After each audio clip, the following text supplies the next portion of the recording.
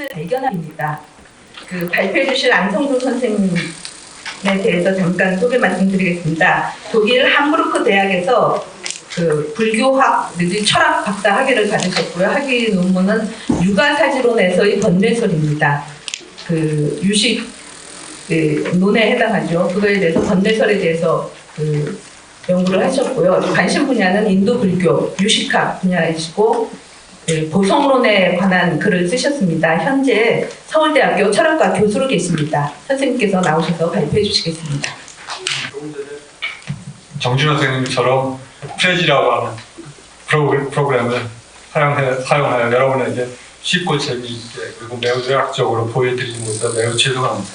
제가 이미 정 선생님과도 좀 세대 차이가 있어서 1년마다 차이가 나다 보니까 그런 기계를 사용하는 것에 매우 익숙하지 못해가지고 글을 읽으면서 많은 설명을 드리는 방법을 택하도록 하겠습니다. 그러면 제가 97쪽에 있습니다. 제가 원래 요청받은 내용은 티베트 불교의 행사관이었습니다. 정주 초기불교가 사실 인도 불교 전체의 어떤 중요한 위치를 차지하고 그 초기불교적 정신이 후대 교학적으로 계속 다른 방식으로 해석됐지만 인도 불교와는 연관되어 있기 때문에 아마 편집자께서 티베트 불교 쪽으로 연결했는데 오히려 티베트 불교도 인도 주류 불교의 특히 인도 대승 불교나 아비달마 불교의 관점을 이어받았기 때문에 오히려 인도 아비달마나 혹은 대승 중관 유식의 관점을 조금이라도 설명하지 않고서는 티베트 불교 자체가 마치 우리가 흔히 고려 불교 이래로 혹은 조선 유학자들의 잘못된 시각을 통하여 티베트 불교에 대한 편향된 시각을 많이 가질 수가 있거든요.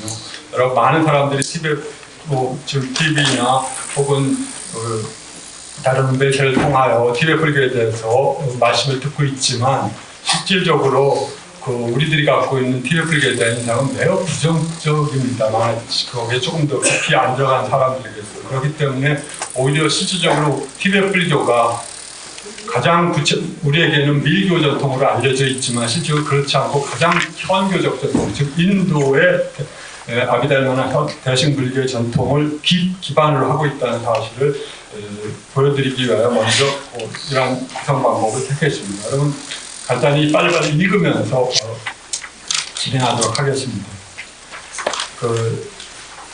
저희가 택한 부제는 죽음 앞에서 참된 자신을 발견하기입니다. 사실은 저는 죽음 앞에서 그리고 죽음 속에서 라고 했는데 아마 죽음 속에서 참된 자신을 발견한다고 하는 것도 일상적인 언어적 맥락에서 타당하지 않기 때문에 사실은 죽음 앞에서라고 바꿨습니다. 그렇지만 그 함축하는 내용은 죽음 속에 앞에서 그리고 죽음 속에서 참된 자신을 발견합니다.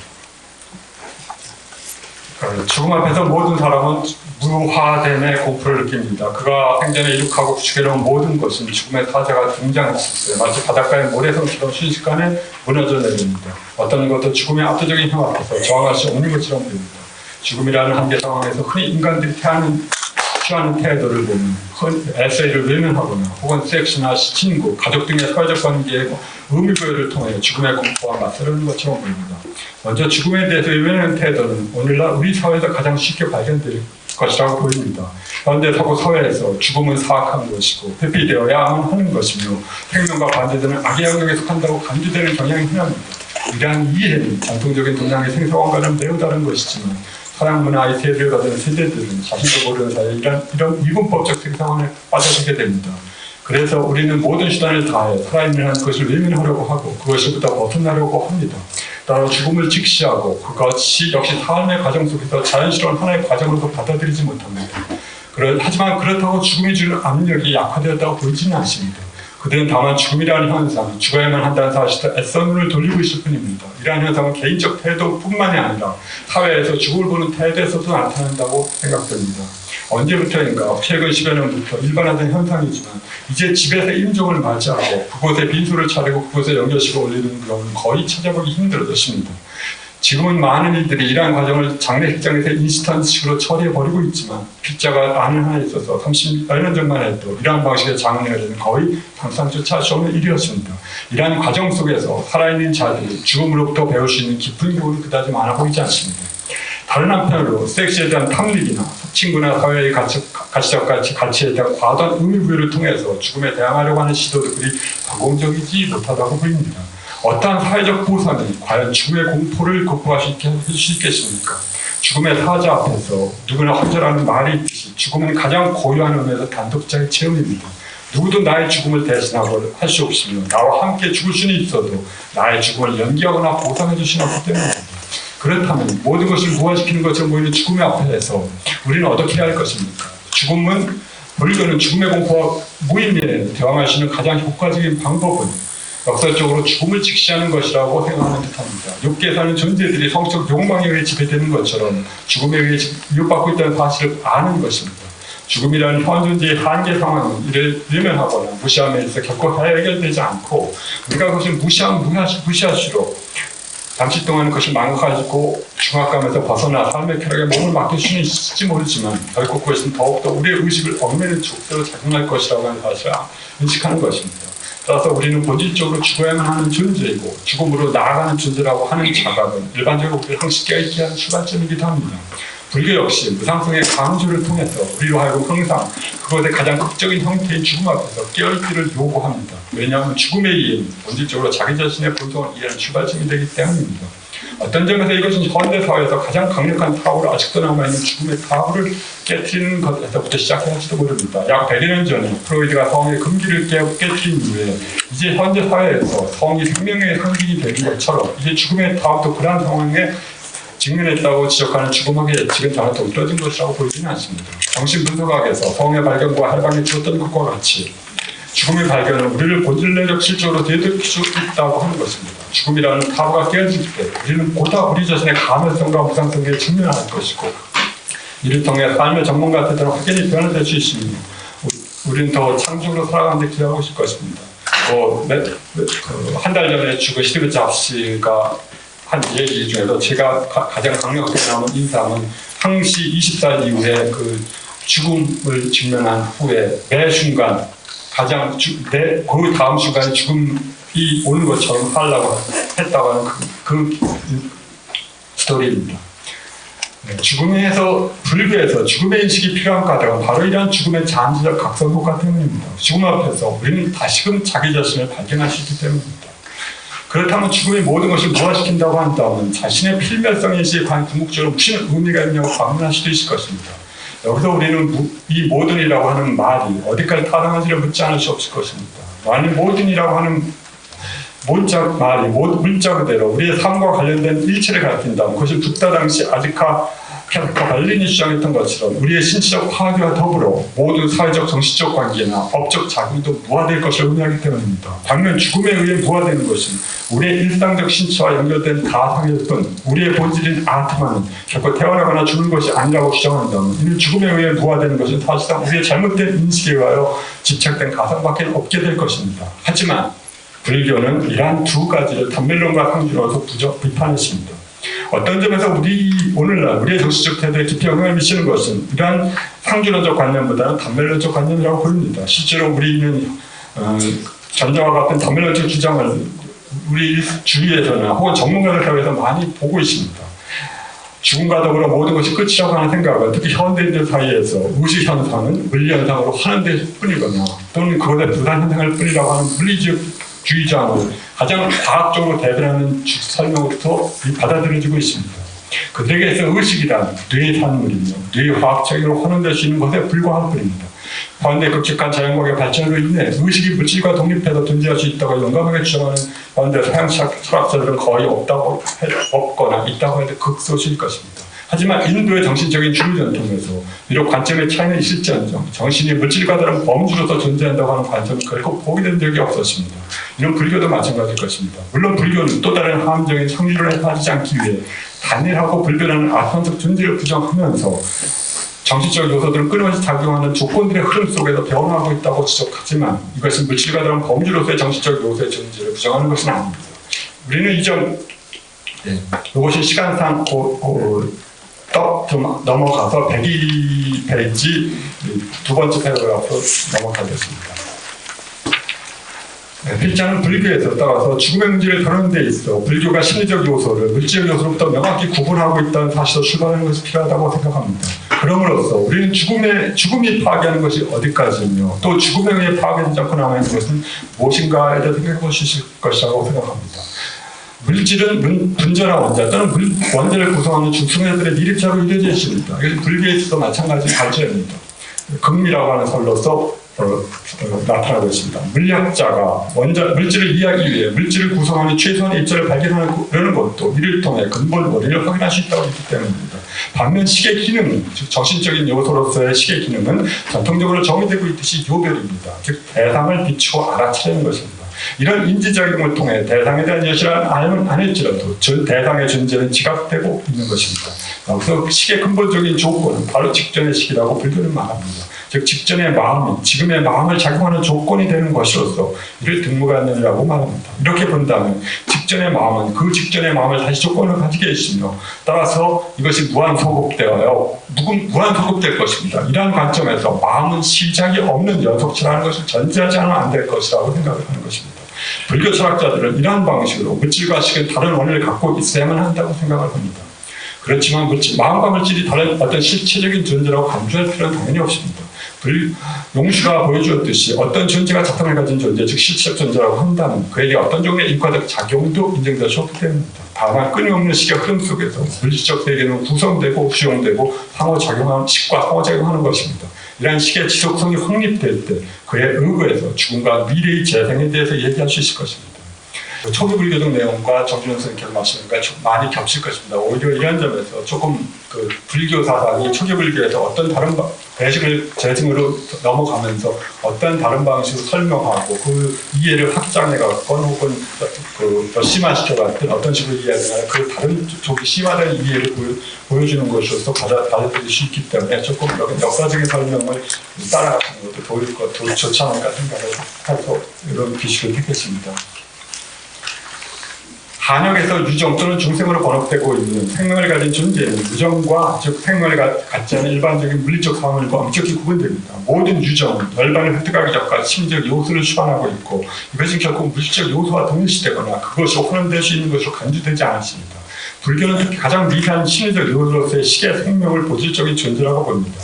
앞에서 설명했듯이 식은 세 가지 요소를 근본적인 것으로 가집니다. 체험, 연극과 식입니다. 생명력은 특히 윤회의 주체로서 기능한다고 하는 것은 식의 또 다른 표현인 간절과가 죽는 순간 몸을 떠나서 새로운 모태 속으로 들어가는 존재로 묘사되고 있는 개소나 또는 해탈한 비구가 배식을 악마가 헛되이 쫓아낸다고 하는 정전 선생님의 설명에서 보았던 그 기술에서도 분명히 표현되고 있습니다.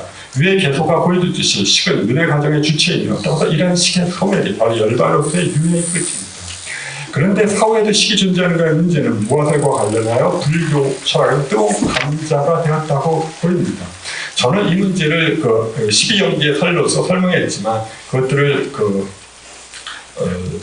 정진환 선생님의 설명과 부분적으로 겹치기 때문에 이것들을 한번 읽어보시면 충분할 것이라고 생각합니다. 보다 시간을 뒤쪽으로 마치기 위하여 이 패러그래프를 넘어가도록 하겠습니다.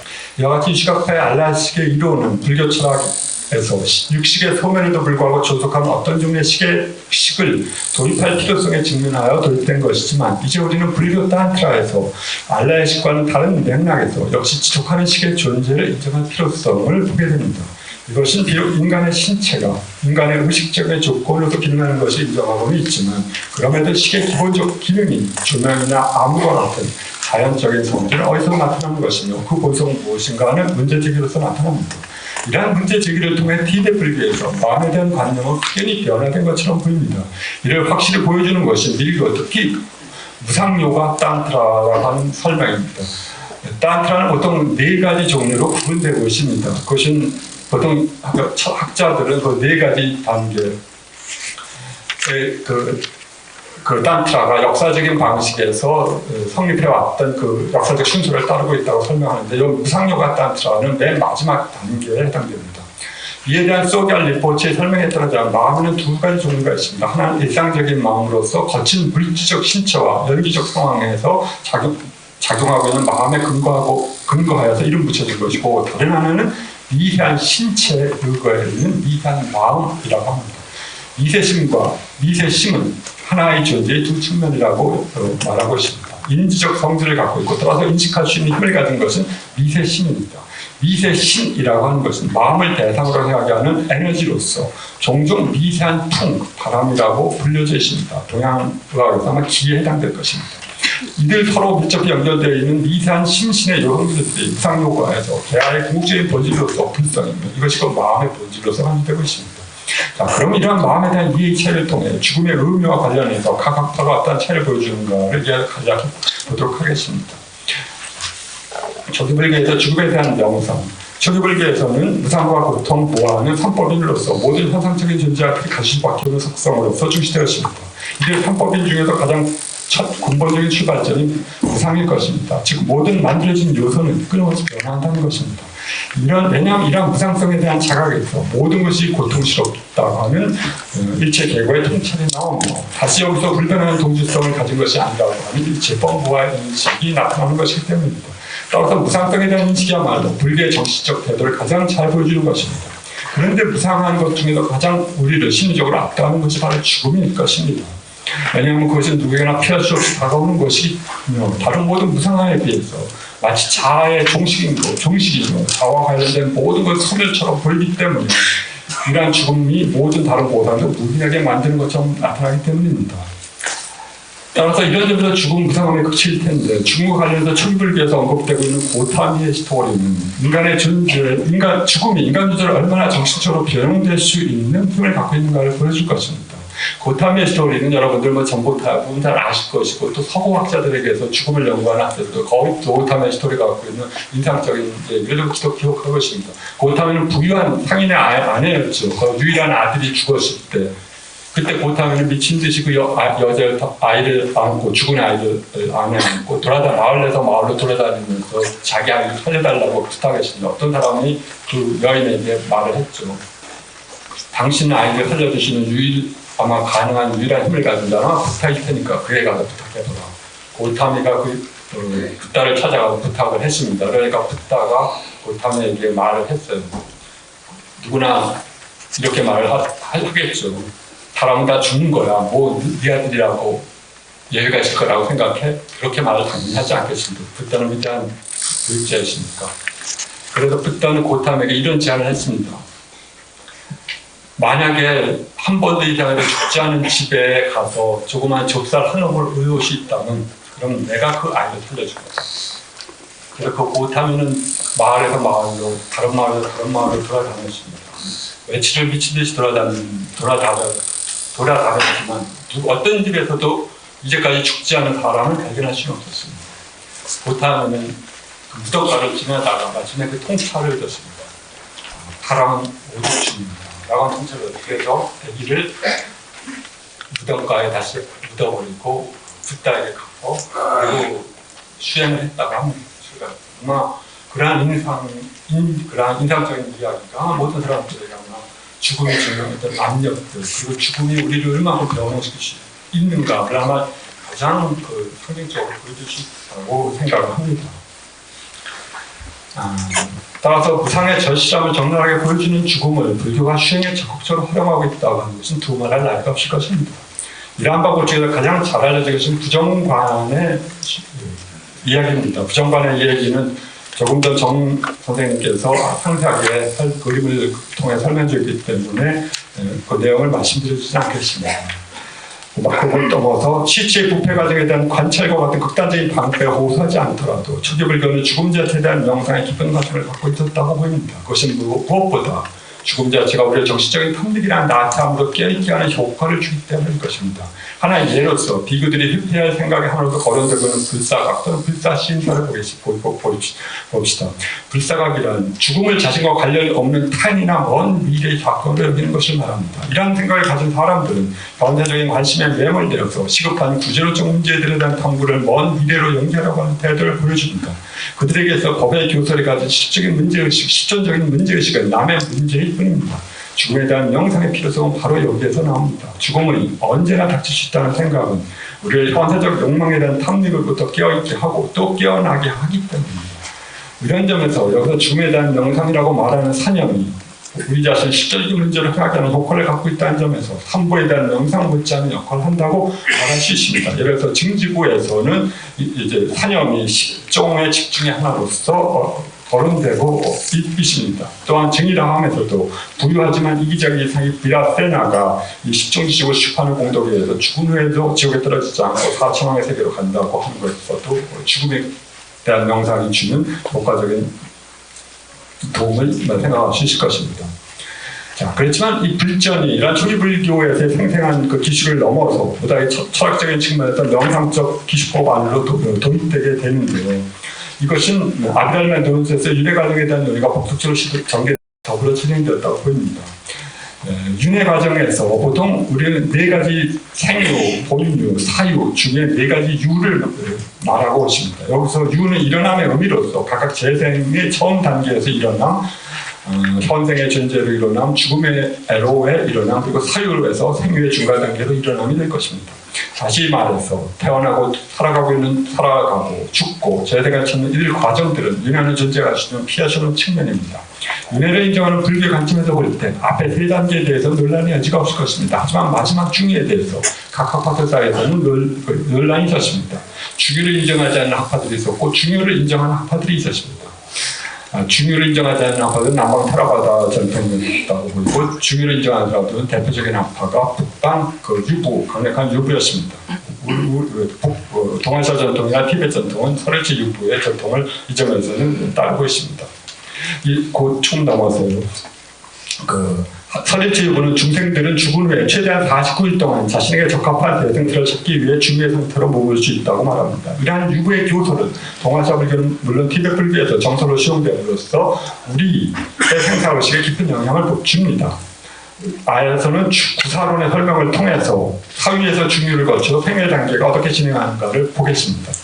모든 존재는 말할 것도 없이 업력에 따라서 유행합니다. 그 중에서 특히 중유의 상태에 있는 모든 존재들에게 업력의 힘이 가장 압도적일 것입니다. 구사론은 대리바사론의 설명에 의존하면서 중유에 머무르는 기간에서 네 가지 학설들을 소개하고 있습니다.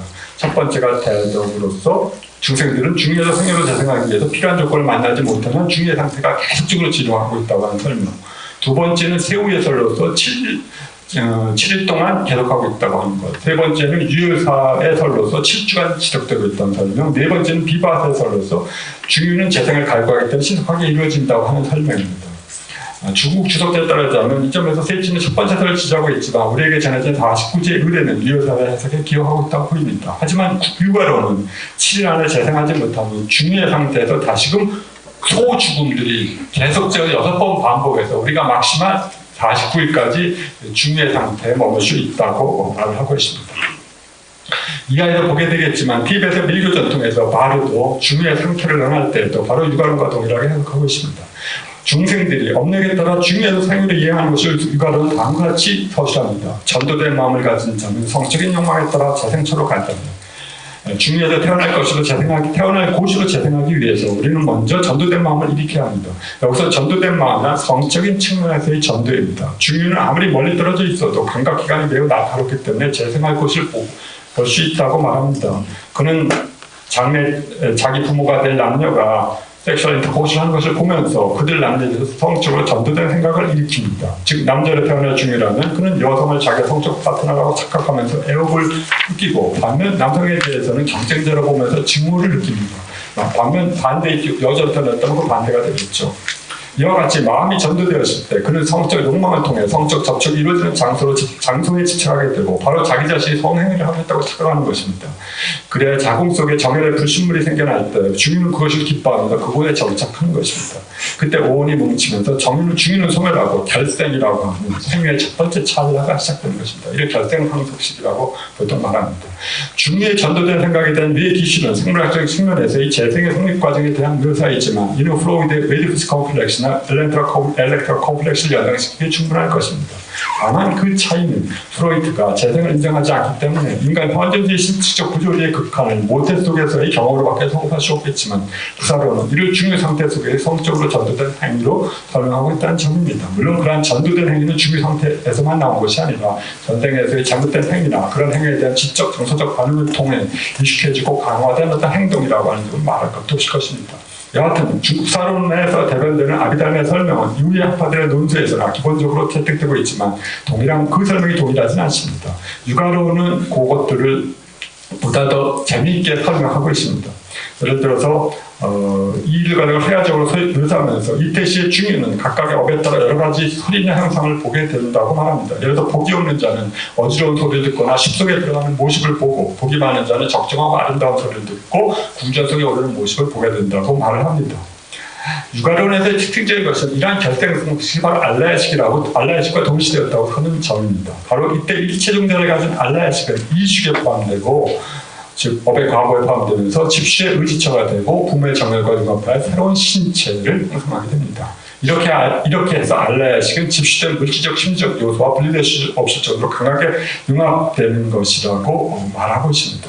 그 다음 과정은 불교에서 집시라고 하는 과정을 설명했는데요. 이것들은 그다지 아마 일반 분들에게는 의미 있지는 않을 겁니다. 그러나 제가 생각할 때 이러한 방법은 어떤 정신적 요소가 어떻게 물질적인 요소를 소위 말해서 어프리프레이션 하면서 집수하면서 취착하고 자기 자신의 물질적 그리고 심리적인 지방을 삼는다는 불교 철학자들이 보여주고자 했다는 점에서 저는 이것들이 현대적 논의, 심신논의에서도 어떤 논의할 여지가, 논의할 의미가 있지 않을까 하는 점에서 쭉 보고 적어보았습니다.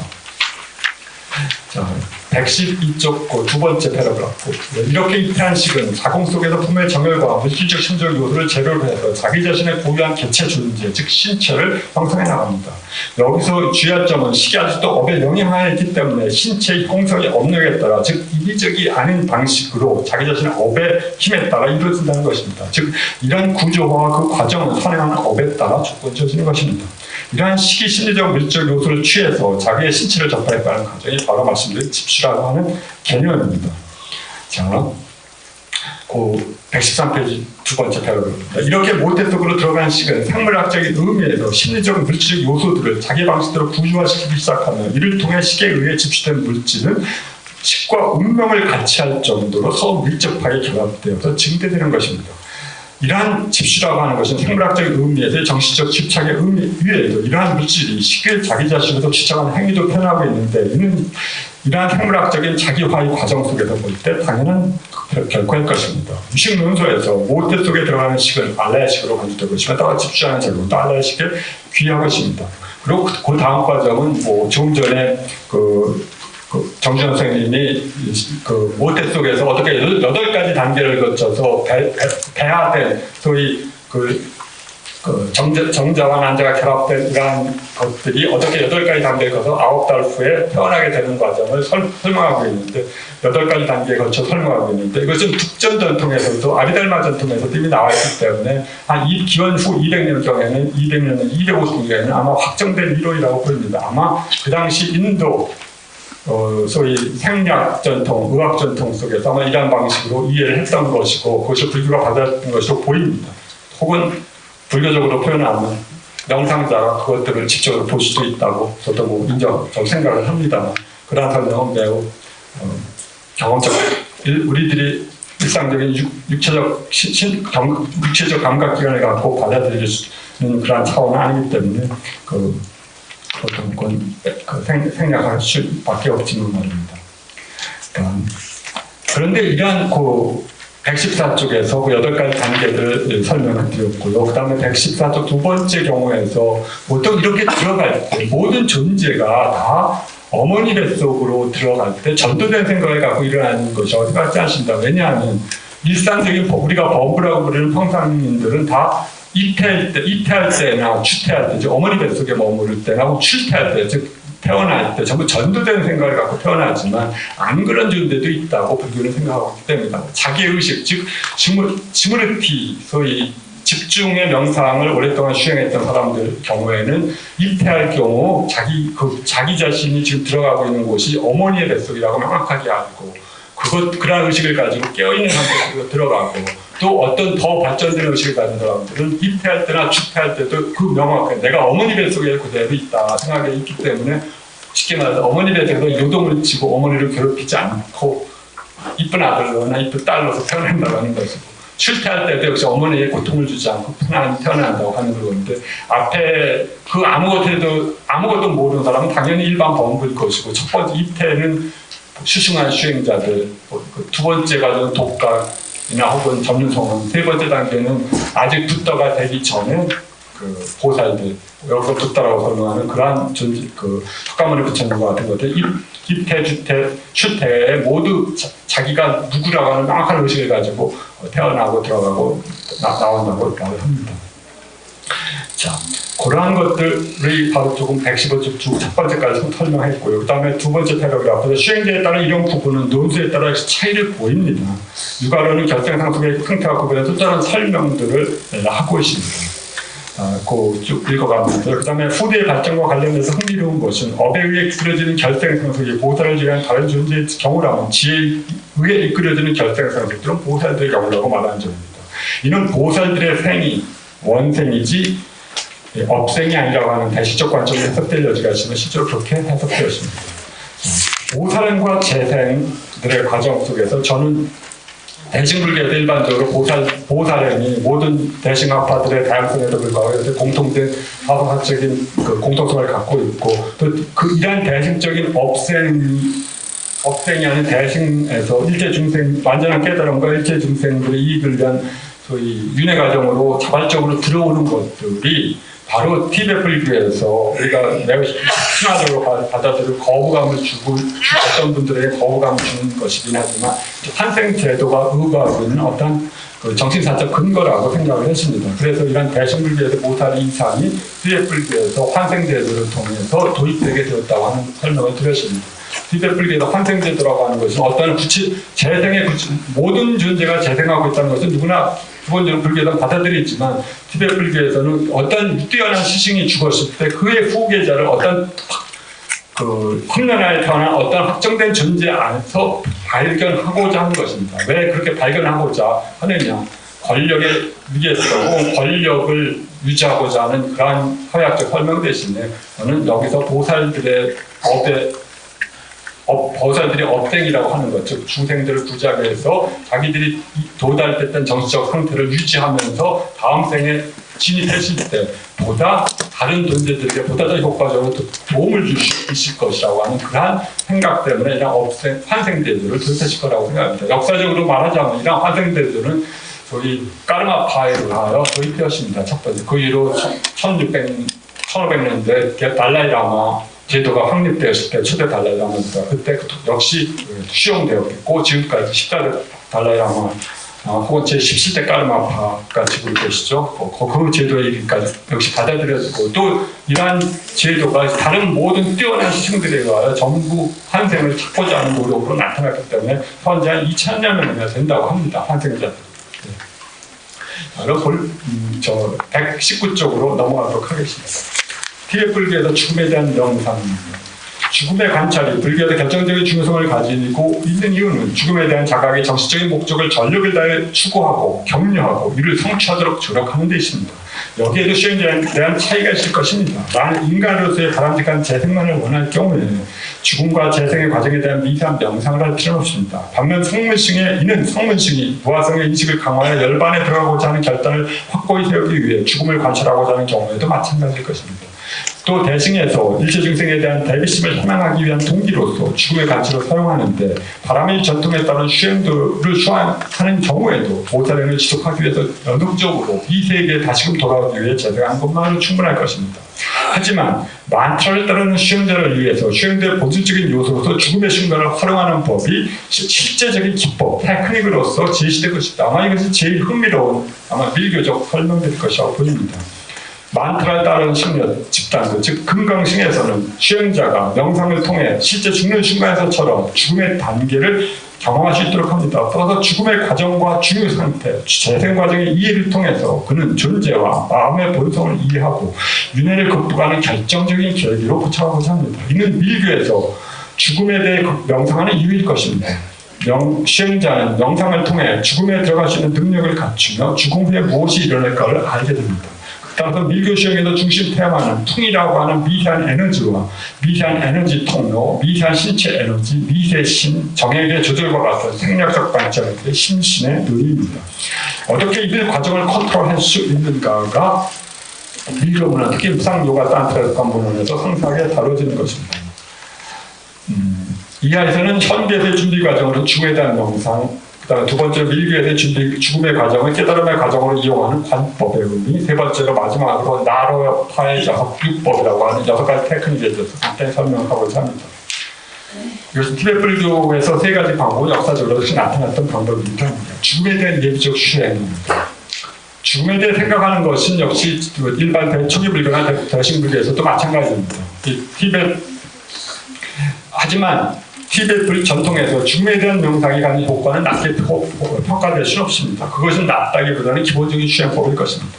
아티샤라고 하는 티베트 불교를 2차 전파기에 불교를 소위 말해서 전파하는 데 가장 혁혁한 공헌을 세워서 또 3명의 존재 하나로서 간주되고 있는 아티샤를 따르는 까담파 전통에서는 수행자는 먼저 인간으로 태어나는 행운과 수행의 필요성에 대해서 확고하게 인식을 가져야 된다고 강조하고 있습니다.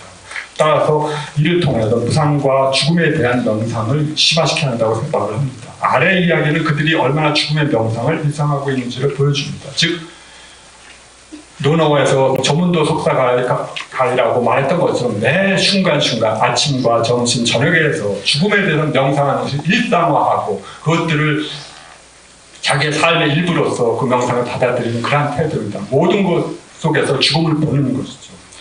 그래서 만약에 그렇게 된 명상하지 않는다면 그 하루가 헛되이 오늘도 지나는 것이라고 이 까담파 스님들은 그렇게 생각하고 있습니다. 물론 이 까담파 스님들은 매우 기본적인 훌륭한 전통이지만 물론 밀교적 전통을 수행하는 사람들은 아닙니다. 티베트 불교에서 밀교 초기 전파기에서 밀교가 매우 남용되었기 때문에 이 까담파 신녀들은 우리가 말하는 대승불교적 전통을 대승불교적 전통, 즉 현교적 전통에 입각해서 밀교적 전통을 의도적으로 배제하고 있습니다. 아티샤가 세월 학파에 의존하고 있습니다. 자, 그리고 그 시간상 122쪽으로 한번 내려가 보시고요. 그 아티샤의 전통, 이 까담파의 전통에서는 3가지 근원에 대한 명상이 필요합니다. 이 3가지 근원과 9가지 근검이 3가지 확신을 통해서 죽음에 대한 자각을 개발하고 매 순간에서 이를 자각해야 된다고 하는데 이 가르침은 역시 쫑카파의 보리도 차제방론에서도 그대로 언급되고 있습니다. 3가지 근원에서 3가지 근원, 죽음이란 반드시 온다고 하는 것, 누구도 이를 죽음을 피할 수 없다고 하는 것. 두 번째 근원은 우리가 언제 죽을지 모른다고 하는 것. 바로 오늘 죽을 수도 있고 내일 죽을 수도 있고 혹은 재수가 좋은지 나쁜지 모르겠지만 오랫동안 살 수도 있고 그렇게 된다는 거죠. 세 번째 근원은 죽음이 왔을 때 누구도 나를 도와줄 수 없다고 하는 그런 사실이다. 이것이 초기 불교적 전통에서 강조됐던 그것들을 다시금 정리한 것이라고 보입니다. 자, 그 123쪽에서 이러한 죽음에 대한 3가지 근원에 대한 명상은 까담파 스님들에게 매우 중요하게 전심되어 왔습니다. 이것이 명상을 준비하는 데 도움이 되고 있습니다. 그 다음에 123쪽에서 이 관상법이라고 하는 특정한 명상법에 대해서 설명을 드리겠습니다. 관상법은 초기 불교에 있어서는 역시 그 부정관이라고 하는 것도 이제 관상법의 일종입니다. 즉 어떤 이미지를 떠올려 갖고 그것들을 가지고 집중해서 관찰하는 겁니다.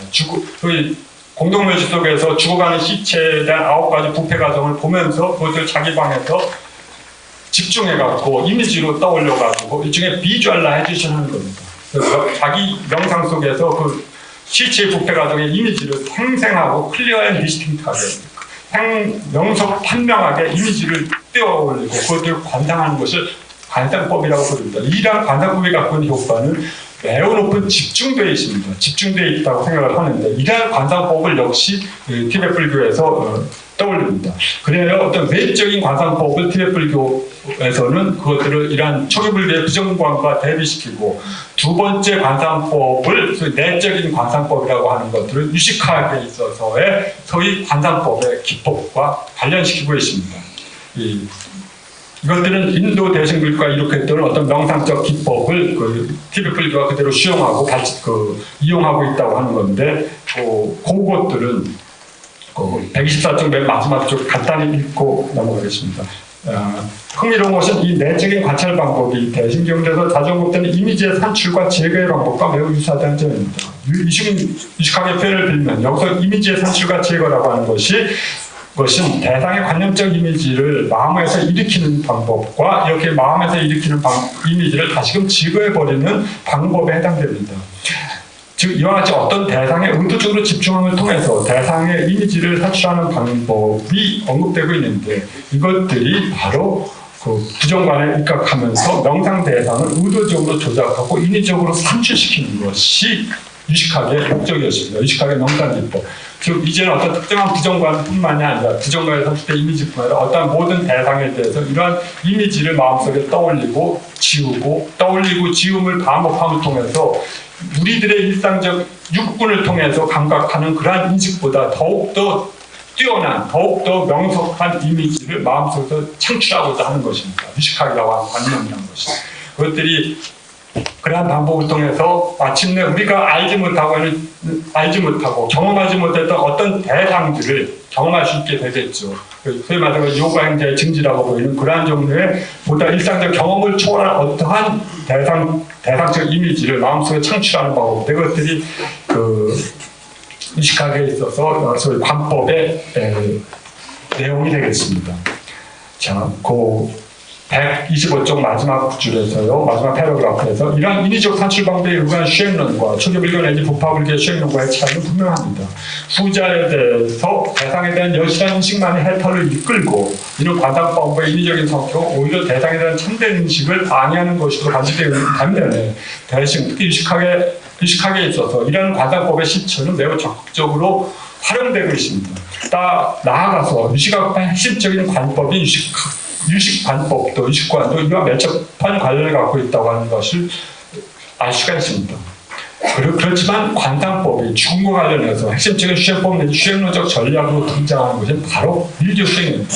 밀교 수행은 바로 관법, 이러한 유식관법이라든지 그 대상의 이미지와 창출이라고 하는 동일한 관법에 의거하고 있습니다. 우상요가 탄트라에서 말하는 그 기법에서 두 가지를 보통 말합니다. 그 생기차제와 원만차제라고 하는 두 가지 말하는데 이 생기차제가 바로 우리가 말하고 있는 대상에 대한 이미지를 마음속에서 창출하는 것이고, 그리고 원만차제라고 하는 것은 구경차제라고 하는 것은 이렇게 창출된 이미지가 실제로 나의 마음에 의해 만들어진 것에 지나지 않는 사실하면서 다시를 공성적으로 융화시키는 과정입니다. 이것은 매우 인지적인 과정인데, 물론 이런 것은 요가 행자에 있어서 밀교 수행자에서 인지적인 과정일 뿐 아니라 실제로 자기 자신의 마음의 소위 밀교적 관법에서 마음의 중심 채널인 마음과 7개의 차크라와 또 각각의 72,000개의 차크라 채널들의 관계를 생리학적으로 컨트롤하고자 하는 그런 매우 실적인 기법적 사유가 매우 관련이 있기 때문에 어떤 관념적인 내용은 아닐 것이라고 보입니다만은 그러한 것들이 하여튼 밀교적 이해에서 신체와 마음의 이해가 매우 생략적인 방식 위에서 이해 방식 위에서 등장하고 있음을 보게 됩니다. 예, 금강식에서의 죽음의 관상법은 우리가 보통 우리나라에서도 번역돼 나왔듯이 티베트 사자에서라고 하고 또 서구에서도 이 티베트 사자에서가 많이 등장하고 있습니다. 근데 이 티베트 사자에서는 정확하게 말하자면 어떤 믹마파라고 하는 소위 전기 전파기에 번역했던 밀교 텍스트에 의거해서 수행했던 학파들의 소위 죽음에 대한 명상들입니다. 이 학파들은 빠드마삼바바라고 하는 인도 수행자의 가르침이 의거하고 있는데, 이 빠드마삼바바가 남긴 텍스트가 바로 바르도 테이도르라고 하는 소위 중뇌 상태 속에서 가르침을 들음으로써 해탈한다고 하는 그런 관법입니다. 그래서 제가 요 텍스트를 의도해서 그 다음 밀교적 기법에 의해서 죽음 속에서 소위 자기 자신을 본다고 하는 것이 어떤 의미인가를 설명하고 계십니다. 앞에 것들은 어떤 점에서 죽음 앞에서 죽음을 직면하면서 자기 자아의 본질이 무엇인가 하는 점을 그것을 부정적으로 보든 긍정적으로 보든 관찰하는 방법인데 대해서 이제 이 바르도 테돌에서는 중요해서 보다 기법이 발전됩니다. 테크닉이 발전되게 되죠. 그러면서 이제 이미 위대한 수행자들은 이미 살아있는 동안 깨달을 수가 있습니다만 그 바로 밑에 단계들은 살아있을 동안 깨닫지 못했지만 이제 죽음 속에서 깨달음을 발견하고 죽음 속에서 중요의 상태 속에서 깨달음을 확보하고자 합니다. 획득하고자 합니다. 왜냐하면 이들의 이해에 따라자면 어차피 우리 매 순간순간이 그 찰나찰나가 삶과 죽음의 연속이라고 생각하는데 또 비슷한 방식에서 고대 인도인들에 있어서 삶과 죽음을 가장 잘 보여주는 혹은 윤회와 열반을 가장 잘 보여주는 메타포로서 그 꿈의 비유가 많이 나타나게 됩니다. 초기 우파니샤드에서부터 그때 죽음 살아있고 죽어가는 첫 번째 단계 중의 단계와 비슷한 것들 우리가 잠에 드는 첫 번째 순간이라고 생각합니다. 그때 이들의 발견에 의하면 이들 밀교적 기법에 소란 사람들의 발견을 하면 그때 청명한 마음의 빛이 처음으로 등장하게 됩니다. 이 밀교 기법에서 8가지 단계를 통해서 소멸하고 다시 8가지 단계를 통해서 다시 나타나게 되는데 가장 첫 번째 나오는 청명한 마음의 빛 이것들은 아마 초기 불교에서 말하는 자성청정심의 또 다른 표현에 지나지 않을 겁니다. 이 자성청정심이 그 순간 아주 짧은 순간에 등장하는데 아주 테크닉이 발전했던 그 마음의 본성을 관찰하는데 매우 익숙한 수행자는 이 죽음의 또 다른 기회에서 죽은 순간에 이 첫 번째 등장하는 그 마음의 청정한 빛을 캐치해서 그 마음의 청정한 빛이 자신의 본성이라고 하는데 그때 여실하게 깨닫고 그 중의 상태 속에서 깨달음으로 넘어가게 된다는 겁니다. 아니면 그렇지 못한 수행자의 경우는 또 수행자 여러 계급이 단계가 있을 테니까 이것들을 통하여 첫 번째 생겨나는 그 마음의 청명한 빛이 너무 빨리 지나가기 때문에 그것을 어떻게 빠르냐 하면 우리들 일상의식에 있어서는 기절할 때 그때 뭐 빛이 반짝하고 지나간다든가 아니면 꼭 잠이 들 때나 아니면 어디 망치에 맞았을 때 기절했을 때나 혹은 깊은 잠에 들었을 때 그때 짧은 순간이라고 생각을 해서 혹은 재치기 할 때 왜 재치기가 나왔는지 모르겠지만 재치기 할 때 그때 정신이 없지만 그때 빛이 머릿속에 반짝하고 지나가는 그 짧은 그러면 전광석화 같은 그 짧은 순간이 있다. 일상인들은 그 짧은 순간을 이용해서 자기 자신의 마음의 본성을 개발하지 못하고 합니다. 그렇지만 죽음의 상태 속에서 이제 다른 감각적 오류로부터 벗어난 요가행자는 이것들을 이용해서 발전할 수 있고 깨달음에 들어갈 수 있거나 그 중요 상태에서 깨달은 거죠. 세 번째, 그렇지도 못한 사람은 그 다음 단계 사람은 이제는 이것들을 통해서 보다 더 좋은 재생으로 인용하려고 넘어가려고 합니다. 이걸 이용해서 이때 이들은 그 스승의 가르침을 인용하고 기억함으로써 중요해서 이제 그 밝은 빛의 청명한 시간이 밝은 청명한 마음이 지나가는 것이 캐치하지 못했지만 그 다음 단계 속에서 마음의 본성들을 점차 그러면서 더 좋은 조건, 가르침을 실현할 수 있는 더 조건 속에서 깨어나고자 하는 보살의 원생을 개헌하고자 하는 것입니다. 그래서 이렇게 태어나고자 하는 건데요. 이 바르도 테돌이라고 하는 빠드마삼바바의 텍스트는 티베트 밀교 속에서 특히 아까 말씀드린 닉마파의 전통 속에서 주로 많이 활용되고 전승되었습니다. 그러나 역시 이런 바르도 테돌은 닉마파의 전승뿐만 아니라 다른 학파들, 예를 들어서 우리가 달라이라마가 갖고 있는 겔로파 전통이라든가 혹은 까르마파 전통, 까르마파 전통에서 있는 까비 전통이라든가 혹은 식혜 전통 속에서 역시 나타납니다. 그리고 이러한 기법들 그리고 이러한 다양한 죽음과 재생 그다음에 재생의 중간 단계 중의 상태 속에서 나타난 다양한 관계들을 이 사람들은 그 여러 가지 이미지들을 갖고 묘사하고 있는데 그런 이미지들의 묘사에 따라서 각각 파들이 그 것들을 어떻게 이미지화하고 이미지를 자기가 파악한 이미지가 어떤 점에서 리얼리티화시키고 이 리얼리티를 다시금 공성의 인식을 통해서 해체하고 해소시키며 나아가는 방법에서 각각의 학파들의 설명의 차이는 있고 그 점에서는 닉마나 겔룩 전통은 차이가 있지만 그러한 다양한 차이임에도 불구하고 그러한 죽음과 재생사의 중간 단계를 적극적인 소위 그 수행자들의 그 깨달음을 위한 공간으로서 혹은 시간적 그 갭으로서 활용하고 있다고 하는 점에 아마 이러한 기법의 차이가 있을 것입니다.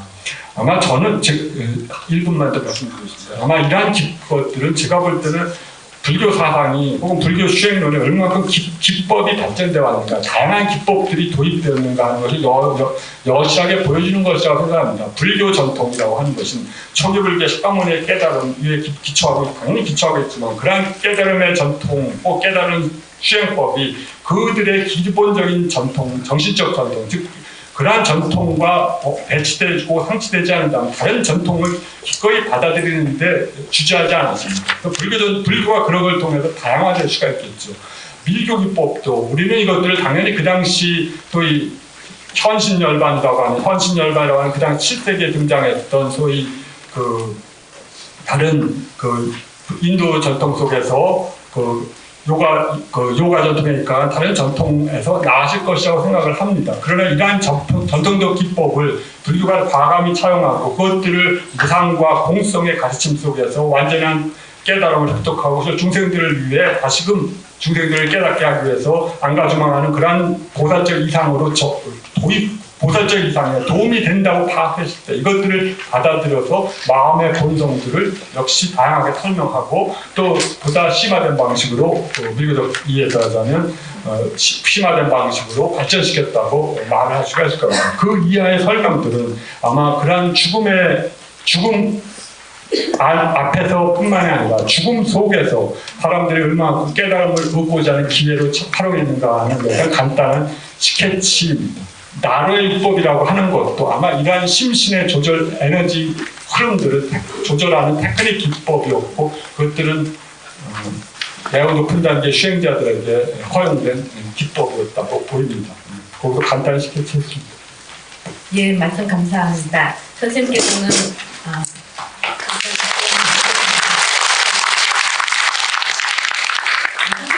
이제 발표하시면서 처음 앞부분에서는 현대과학이 모든 정신적인 것을 다 물질로 환원시켜서 설명하는 인문론적인 그런 그 생사관을 가지고 있지만 불교는 물질로 환원되지 않는 시기라는 것을 인정하고 있다는 점에서 현대과학하고는 다르고 그 시기 존재하기 때문에 그것이 이제 윤회를 하게 되고 우리가 살면서도 죽음에 앞서서 선생님 강조하신 대로 죽음 안에서 그런 그 참된 자기를 발견할 수 있는 어떤 수행법들을 이제 많이 설명을 해주셨죠.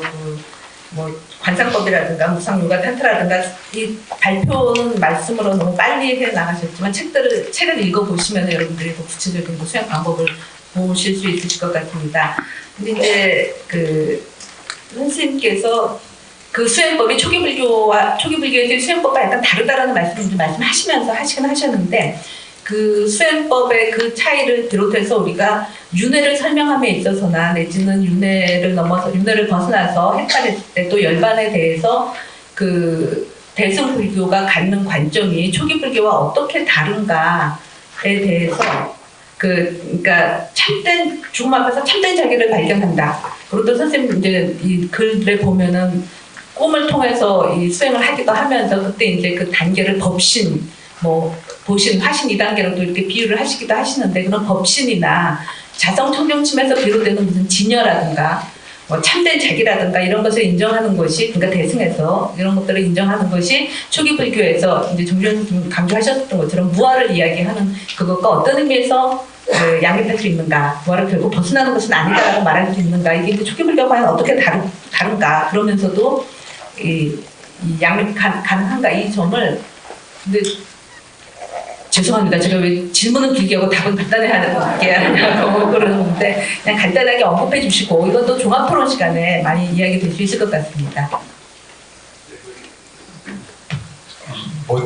제가 실제로 그렇게 이것들 텍스트만 공부한 사람으로서 그러한 다른 관점들을 설명하는 것을 지나지 않는다는 점에서 저도 죄송하게 생각하지만 아까 정영 선생님의 발표에서 제가 인상적인 것들이고 저희 주구 열반을 불사의 영역이라고 말한 영역 부분들이었어요. 듣다가 처음으로 깨달았을 때 그 다음에 나는 불사의 성을 발견했다.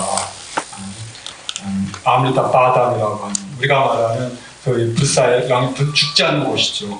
그러니까 그때 석가모니부터는 자기의 깨달음이 연애하는 세계를 넘어간다고 하는 것이 정확하지만 그러한 것들이 어떤 초월적인 의미에서 어떤 것들 간에 그러한 영역 죽지 않는 곳에 자기가 이루었다고 생각하면 매우 긍정적인 표현일 겁니다. 아마 가장 긍정적인 표현이 아마 열반을 그런 불사의 성이라고 불사의 성을 발견했다고 하는 건데 문제는 아까 말한 교학적인 문제 속에서 제 생각은 무아의 관념과 매우 밀접하게 관련된 문제에서 생겨나오는 어려움과 관련돼 있다고 생각을 합니다. 그러한 불사의 경우를 어떤 포지티브한 어떤 존재론적인 어떤 상태로 정립을 한 순간에 이때 어떤 불교가 말하고자 했었던 그것이 비실천론적 방식으로 접근하지 않는 것이 불교의 기본적인 접근 방법이 있고, 어떠한 것도 그러한 것들을 우리가 어떠한 것들을 윤회 세계를 벗어난 열반을 있어라고 생각을 할 때 많은 사람들이 그렇게 생각하는 거죠. 그러한 된 순간에 이 열반은 정확하게 윤회 세계의 반대항에 떨어지거든요. 그럴 때 그것은 어떤 의미에는 윤회가 언설될 수 있는 것처럼 열반도 똑같이 그것은 언설될 수 없다고 하는 의미도 또시 언설될 수 있는 것에 지나지 않게 됩니다.